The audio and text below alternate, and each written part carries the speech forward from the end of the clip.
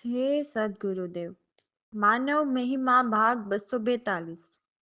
હે માનવ, પરમાત્માના જ્ઞાનીઓ કહી ગયા છે કે જાતિ પાતિ નહીં હરિના દેશમાં, અને તે દેશ તમને બતાવું. બોલો, વાણી આવું બોલે છે? સાચી વાત છે. તો અમારું કહેવાનું તે થાય છે કે આ યુટ્યુબમાં આવતા સત્સંગોમાં કેટલાએ જે નાતીપાતી કે અજાતિનો દેશ દેખાડ્યો, એવા કેટલા યુટ્યુબમાં સત્સંગવાળા હશે, અને કેટલા તમને દેહમાં ગોતવા મોકલવા વાળા હશે. તો હે માનવ, આ 3 લોક જે પરમાત્મા પુરુષે પહેલો પુરુષ સોહમ પુરુષની ઉત્પત્તિ કરી, અને તે પુરુષે જીવ સૃષ્ટિની રચના કરી, અને તેણે આ જલતું જગત બનાવ્યું. તેમાં જીવ જલી જ રહ્યો છે. એટલે જીવને આ જલતા જગતમાંથી નીકળવાની મહેનત ચાલુ જ છે. પણ જીવ જ્યાં જાય ત્યાં એવું કહેવામાં આવે છે કે શરીરમાં ગોતો. તો જેણે સાચું કીધું છે કે હરિનો દેશ એવો છે કે ત્યાં નથી નાતી કે જાતિ, તે એવો દેશ દેખાડવાની વાત કરી છે. તો હે માનવ, તમો જેટલા ગુરુઓ ફેરવો તો તે એમ જ કહેશે કે મંડાઈ જાવ પિંડમાં ગોતવા. તો હે માનવ, પરમાત્માના જ્ઞાનીઓ બતાવવાનું કહે છે, અને આ જગતના જ્ઞાની કેવડાવનાર તમોને ગોતવા મોકલે છે. બોલો, હે ભારતવાસીઓ, સાચું કે ખોટું? તો વિચારો, જોયા વગરની વસ્તુ ગોતવા જવાય? પરમાત્માના જ્ઞાનીઓ કહે છે કે આ પિંડ રચાણું તે પહેલાનો તારો દેશ 14 બ્રહ્માંડથી પણ ન્યારો છે. તે તમને તમારા કહેવાતા સદગુરુએ બતાવ્યો કે તમને દેહમાં ગોતવા મોકલે છે? તો હે માનવ, જો નજરે નિરેખા વગર પિંડમાં પરખવા જાશો તો પિંડમાં જોવા નહીં મળે. નહીં મળે એમ નહીં, પણ તમારી આખી જિંદગી પિંડમાં ગોતશો તો પણ તમને પરમાત્મા નહીં મળે. તો હે માનવ, અભિમાન છોડો અને નેણે નીરખી પછી પિંડ પરખવા જાઓ. અને જો એમ નહીં કરો તો 84 લાખ યોનિમાં જ જાશો. મારા વાલા આત્મજનો, આ 3 લોક એક દુખાલય જ છે. માટે આ 4 દિવસની જિંદગીમાં સુખની આશા છોડો. જો તમે આ દેહના સુખની જિંદગી જીવવા માંગતા હો તો એવા કર્મો કરવા પડશે કે ફરીવાર મોટા દુઃખમાં ધકેલાશો. માટે હે માનવ, સુખ અને દુઃખથી પણ ન્યારું જે તમારું આત્મ સ્વરૂપ છે, જે સદાય આનંદ સ્વરૂપ છે, તેને નેણે નીરખો અને પછી પિંડ પરખો. તો તે જોઈ લ્યો કે ખરેખર આનંદ સ્વરૂપ છે કે નહીં. તો હે માનવ, પહેલા તે નક્કી કરો કે યુટ્યુબ ચેનલ ખોલો, અને તેમાં આંધળા એટલે વેદ અને દેવોના શાસ્ત્ર મુજબ પિંડમાં ગોતાવવા વાળા કેટલા હશે? કારણ કે જ્યાં પડ્યું હોય ત્યાં જ ગોતવા જવાય ને. ઉગમણું પડ્યું હોય અને આપણે આથમણું ગોતવા જઈએ તો તે ક્યારેય મળે નહીં. એટલી તો માનવને ખબર પડે જ ને. મનન કરો, નામ ભરોસે. તો જુઓ, જેમણે સત્ય ભક્તિ કરવી છે તે પોતાના મનને મનાવે છે અને કહે છે કે હે મન, તું સત્ય કેમ ન માને મારા ભાઈ? અમૂલ્ય અવસર મળ્યો છે તો તું મારી વાત માની જા. આવો અવસર તને ફરી નહીં મળે. જો તું આ જગતની આશા રાખીશ તો અંતે તું ગોથા ખાતો જ જઈશ. એટલે તું આ જગતની સારી આશા છોડી દે, અને હે મન, ગુરુ ચરણોમાં નમીને રહ્યો. કેમ કે સાચા સદગુરુ જ આ જન્મ મરણની અંદર 1,84,ના બંધન છોડાવે છે.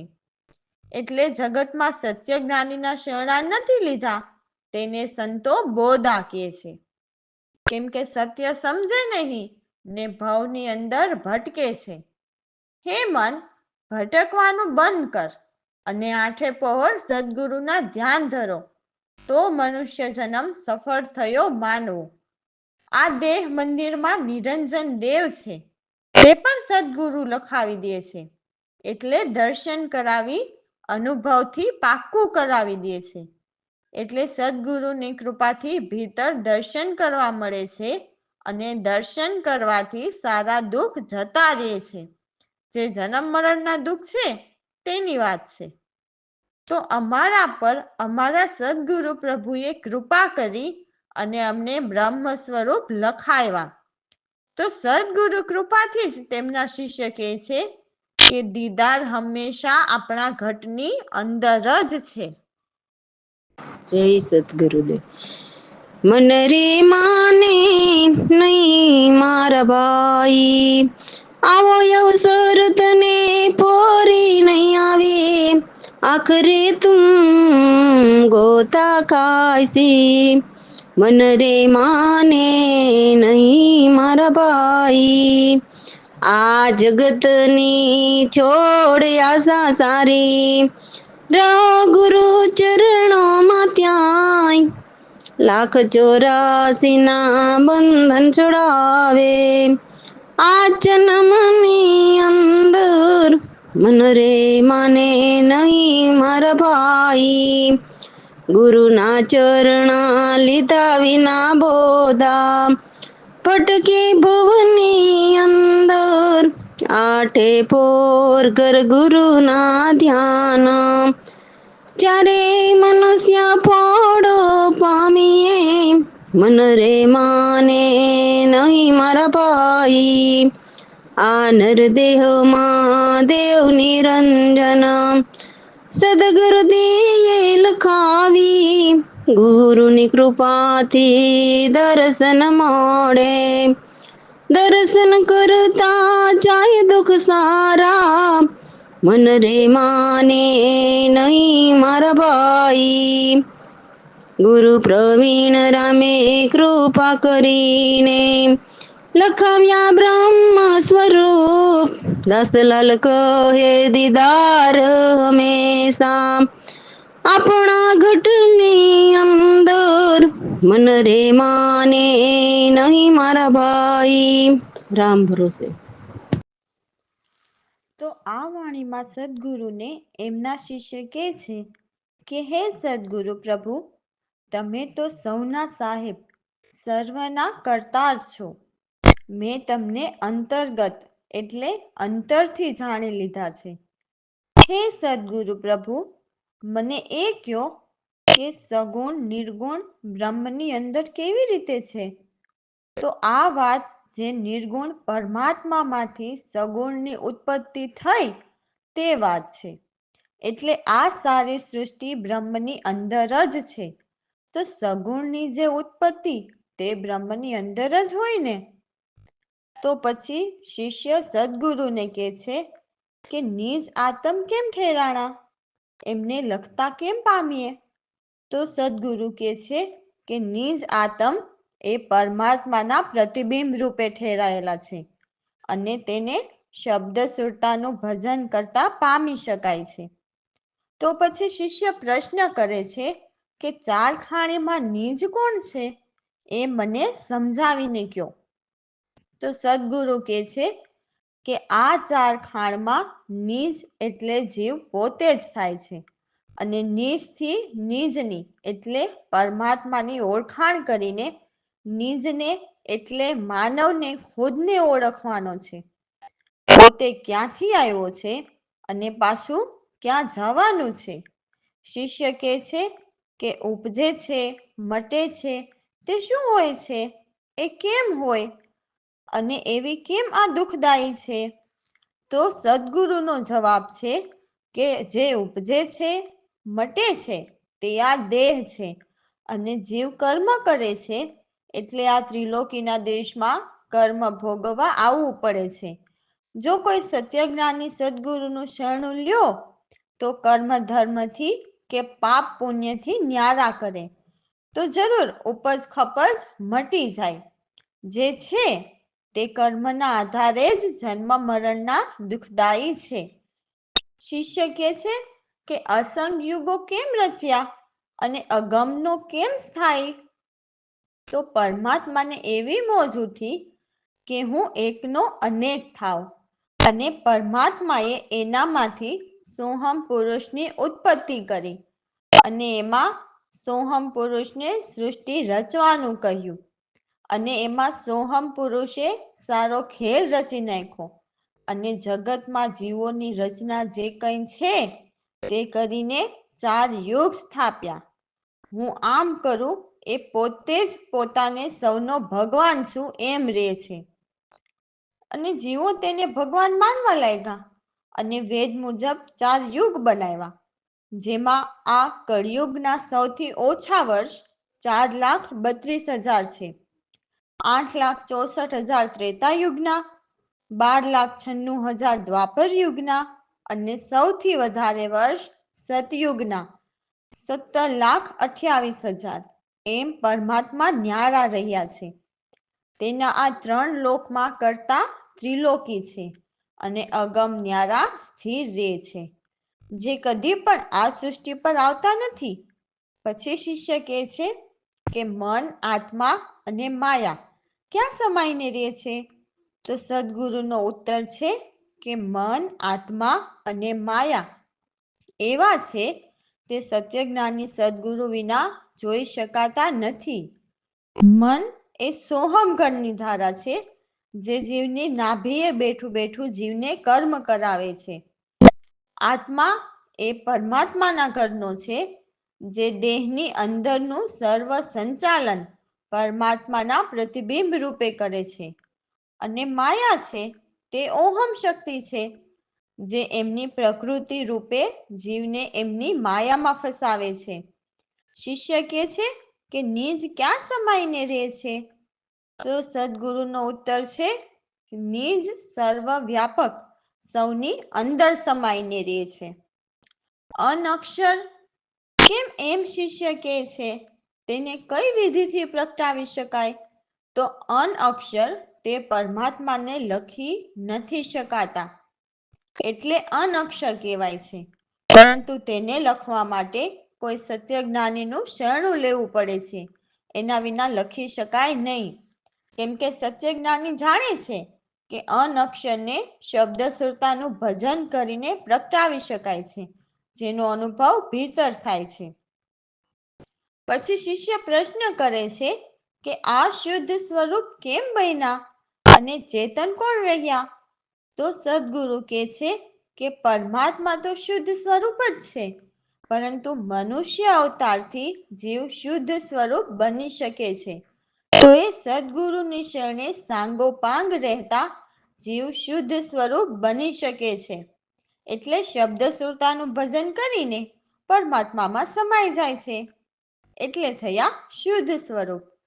અને ચેતન પરમાત્મા તો ન્યારા રહ્યા છે, એટલે જે બને છે તે તત્વના આધારે બને છે. સારી રચના તત્વના આધારે જ બને છે.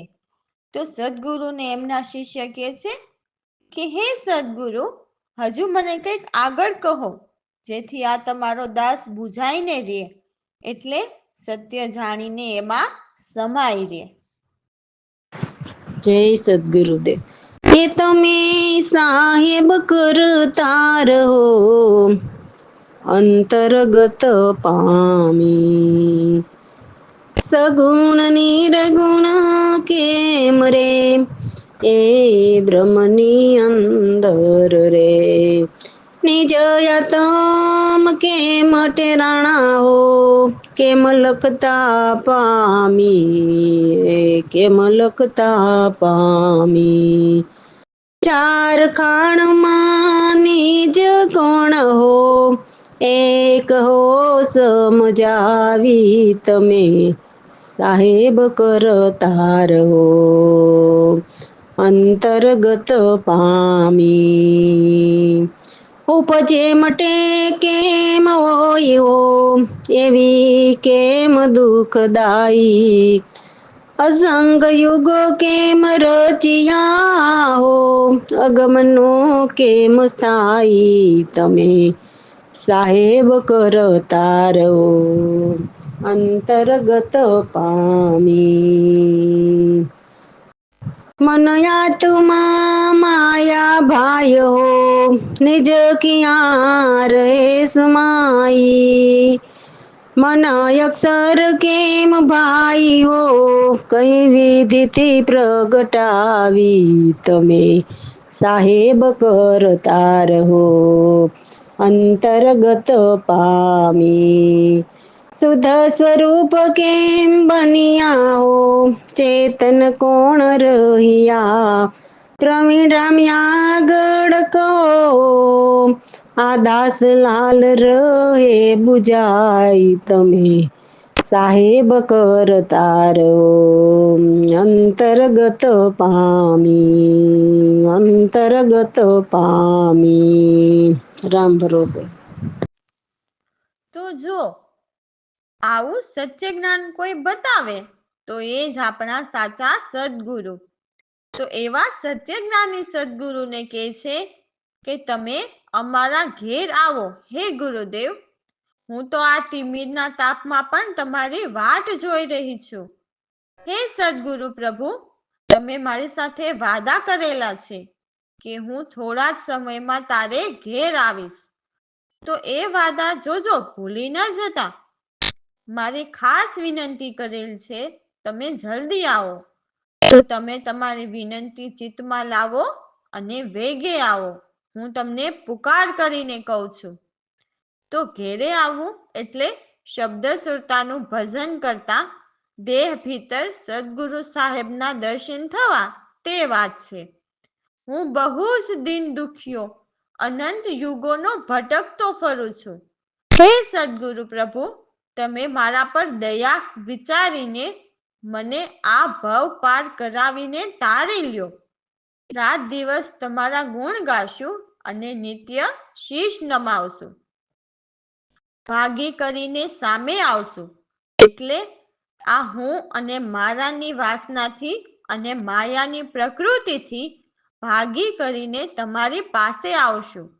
તેમજ ઘર સંસાર કુળ કુટુંબ પરિવારમાં પણ જો કોઈ તમારા વિશે ઉલટું બોલશે તો તેનાથી પણ ભાગી કરીને તમારી પાસે તમારા દર્શન કરવા તો આવશું જ. આવીને તમારે ચરણે પડીશ. હે સદગુરુ પ્રભુ, મારા સર્વ શ્વાસા મટાડો. આ દાસને તમારી પૂર્ણ આશા છે. તો હું તમારા પર પૂર્ણ વિશ્વાસ કરું છું કે તમે જરૂર હવે જલ્દી મારે ઘેર પધારશો. જય સદગુરુદેવ. હે ગુરુદેવ યો મારા આવો ને વાટ જોઈ રહી હું તમીરી. વેગે યો મારે આવવાના વાદા નહીં ભૂલી જાતા. મારી વિનંતી નિત્ય ચિત લાવો પુકાર કરું છું તમને. ગુરુદેવ યો મારા આવો ને વાટ જોઈ રહી હું તમીરી.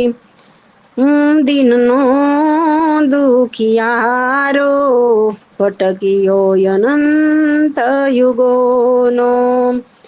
તમે મારા પર દયા વિચારી ભવ પાર તારી લ્યો મને આવીને.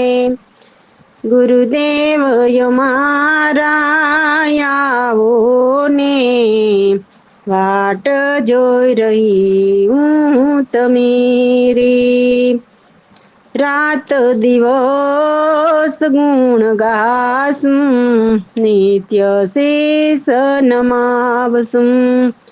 ભાગી કરીને સામે આવસું ચરણ પડીશ તમને રે. ગુરુદેવ યો મારા આવો ને વાટ જોઈ રહી હું તમીરી. સદગુરુ પ્રવીણ રામ મારા સર્વ મટાડો શ્વાસા દાસલાલ પુરાણ આશા વિશ્વાસ કરું છું તમને રે ગુરુદેવ અમારા આવો ને વાટ જોઈ રહી હું તમે રે રામ ભરોસે.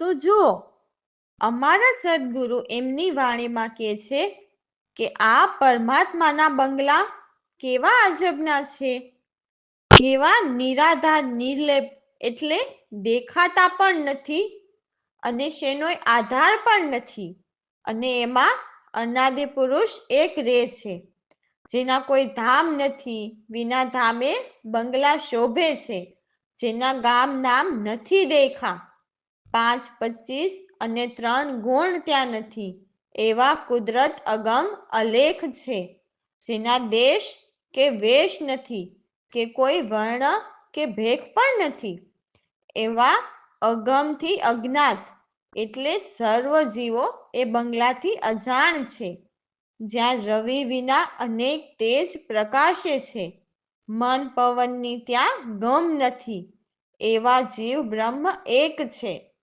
અજાપ જાપ ત્યાં નથી પહોંચી શકતા, એવા અક્ષર વિના જોયા, એટલે લખેલા નથી વાંચ્યા, વાંચવાથી કઈ પરમાત્મા નથી મળી જતા, એ તો નિશંક અગોચર નિશ્ચિંતા છે, જેના કોઈ શબ્દ વિવેકા ક્યાંય નથી સંભળાતા, કે જેથી એમને ઓળખવા સહેલા પડે, એ બંગલા તો સર્વાતીત સર્વમાં રહેલા છે, એ અમારા સદગુરુ વિશેષ પામ્યા છે, એટલે એ નિરાધાર બંગલા સુધી પહોંચી ગયા.